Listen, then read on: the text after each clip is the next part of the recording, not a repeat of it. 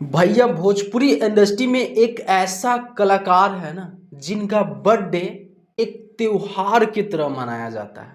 आप तो समझ ही गए होंगे कि भाई बात किनके बारे में कर रहे हैं। भोजपुरी के पावर स्टार पवन सिंह जी के बारे में। दरअसल 5 जनवरी का इनका जन्मदिन है और जनवरी तो आने ही वाला है, बस कुछ दिन बाकी रह गया है। 15 से 20 दिन में 5 जनवरी भी आ जाएगा और हर साल लोगों को इंतजार रहता है कि आखिर भाई पवन सिंह जी क्या नया कुछ करने वाले हैं अपने बर्थडे पे।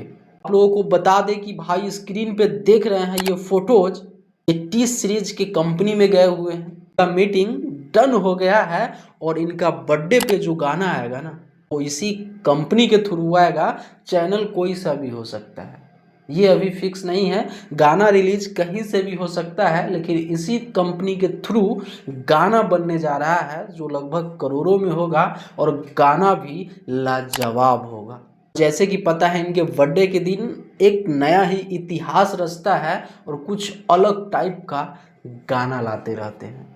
बाकी आपको क्या लगता है, कितना बड़ा आएगा? नीचे कमेंट बॉक्स में ज़रूर बताइएगा। फिर मिलते हैं कोई अगले बड़ा वीडियो के साथ। वीडियो को शेयर जरूर कीजिएगा। मैं सोनू, आप सभी को नमस्कार।